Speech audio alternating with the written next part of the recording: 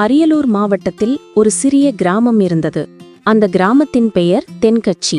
ஆறுகள், வயல்கள், குளம் எல்லாம் சேர்ந்து அந்த இடம் மிகவும் அமைதியானது. பகலில் பசுமை நிறைந்த காட்சி.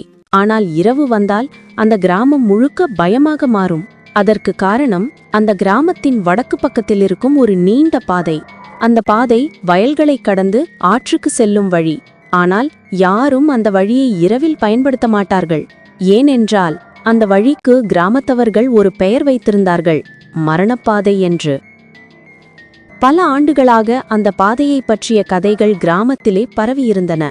யாராவது அந்த வழியில் இரவில் போனால் அவர்களின் காலடி சத்தம் கேட்கும்.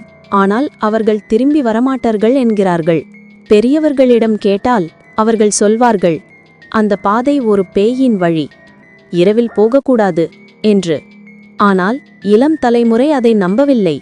அவர்களுக்கு அது எல்லாம் பேய் கதைகள் என்று தோன்றியது. அந்த கிராமத்துக்கு தனது பாட்டியை பார்க்க சதீஷ் என்ற இளைஞன் வந்தான். அவனுக்கு வயது 23. நகரத்தில் படித்தவன். மொபைல், இன்டர்நெட், சயின்ஸ் அவனுக்கு எல்லாம் தெரியும். பாட்டி அவனிடம் சொன்னாள், அந்த வழியில் இரவில் போகக்கூடாது என்று. சதீஷ் சிரித்தான். பாட்டி, அவை எல்லாம் மூட நம்பிக்கை, பேயி என்றதில்ல. நான் நாளை அந்த வழி போய் வரேன்.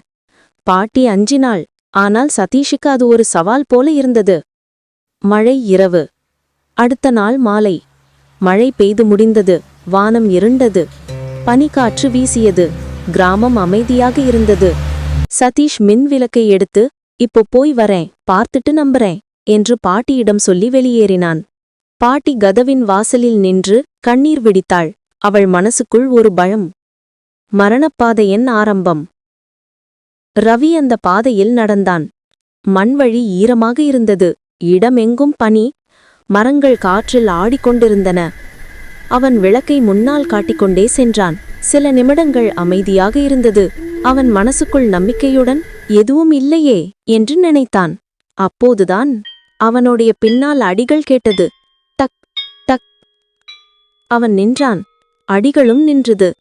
அவன் திரும்பி பார்த்தான். யாரும் இல்லை.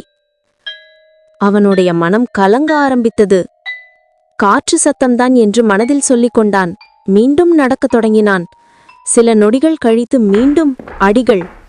இப்போதும் தெளிவாக, மண்ணில் ஏதோ ஒருவர் நடப்பது போல. அவன் நின்றான். விளக்கை பின்பக்கம் காட்டினான். மண்வழியில் 2 ஜோடி அடிகள் இருந்தது. ஒன்று அவனது, இன்னொன்று புதிது. அவன் நெஞ்சு துடிக்க ஆரம்பித்தது. யாராவது வேறு நபரா என்று அழைத்தான். யார் அங்கே? பதிலில்லை. அந்த நேரத்தில் ஒரு குரல் கேட்டது. இங்கே ஏன் நந்தாய்? அவன் விளக்கை சுழற்றி பார்த்தான். மரத்தின் அடியில் ஒரு வெள்ளை சேலை அணிந்த பெண் நின்றாவர்கள். அவளுடைய முகம் தெரியவில்லை. அவள் கைகள் கீழே தள்ளி அமைதியாக நின்றாவர்கள். அவன் நடுங்கிய குரலில் கேட்டான், யார் நீங்க? இங்க என்ன செய்றீங்க?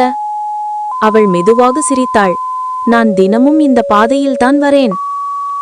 அவள் மெதுவாக முன்னே நடக்க ஆரம்பித்தாள். அவளை விளக்கால் பின்தொடர்ந்தான் ரவி. மர்மமான மாயம். அவள் சில அடிகள் நடந்ததும் திடீரென்று மண்மேல் நிழல் மறைந்தது. ரவி அதிர்ச்சியில் நின்றான். அவளோ எங்கே போனாள்? மண்வழியில் அவளுடைய அடிகள் சில இருந்தது. அங்கிருந்து மறைந்தது. அவன் மயங்கப் போகும் அளவிற்கு பயந்தான். அவன் திரும்பி பார்க்க அந்த வழி முழுக்க பனி மூடியது. எங்கும் வழி தெரியவில்லை. அவன் ஓட முயன்றான். ஆனால் கால்கள் கனத்தன. அந்த நேரத்தில், இப்போ உன் அடிகள்தான் அடுத்த கதையாக போகும் என்ற குரல் பின்னால் கேட்டது. அவன் கத்திக்கொண்டே மயங்கிப் போனான்.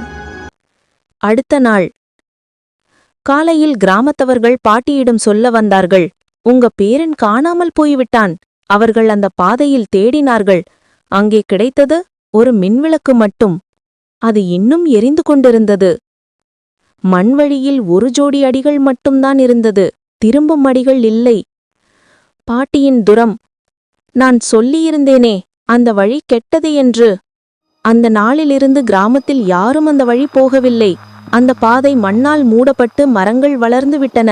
அது இன்னும் மரணப்பாதை என்றே அழைக்கப்படுகிறது. 3 மாதங்கள் கழித்து ஒரு நாள் காட்டுக்குள் மரம் வெட்ட சென்றவர்கள் அங்கே ஒரு பழைய டைரி கண்டனர். அது ரவியின் டைரி. அதில் சில பக்கங்கள் நனைந்திருந்தன. ஆனால் கடைசி பக்கம் மட்டும் தெளிவாக இருந்தது. அதில் அவன் எழுதியிருந்தது, அவள் என்னை அழைத்து போய்விட்டாள், ஆனா அவளுக்கு முகமே இல்லை என்று. அந்த வரிகளை பார்த்தவர்கள் அனைவரும் மௌனமாயிருந்தார்கள். அந்த டைரியை அந்த வழியிலே புதைத்தனர். இன்றைய நிலை. இன்றும் மாலை நேரத்தில் அந்த வழிக்கு அருகே செல்லும் மக்கள் சொல்கிறார்கள், அந்த பாதையில் 2 ஜோடி அடிகள் கேட்கும், ஒன்று நடந்து போவது, மற்றொன்று அதை பின்தொடர்வது என்று. சில நேரங்களில் காற்றில் ஒரு குரல் கேட்டதாக சிலர் சொல்கிறார்கள், இங்கே ஏன் வந்தாய் என்று. அது சதீஷ் குரலா அல்லது அந்த பெண்ணின் குரலா யாருக்கும் தெரியவில்லை. ஆனால் ஒரு விஷயம் மட்டும் உறுதி, அந்த பாதையில் இன்னும் ஆவி இருக்கிறது. கதையின் அர்த்தம். இந்த கதை ஒரு பயமூட்டும் கதை என்றாலும் ஒரு மறைமுக பாடம் சொல்கிறது. சில விஷயங்கள் நம்மால் விளக்க முடியாது. அதை அசட்டையாக எடுத்துக்கொண்டால் நாம் நம்மையே ஆபத்தில் ஆழ்த்திக் கொள்கிறோம். மூதாட்டிகள் சொல்லும் சில வார்த்தைகள் நம்பிக்கையாக அல்ல, அனுபவமாக வரும் எச்சரிக்கை. நன்றி. வணக்கம்.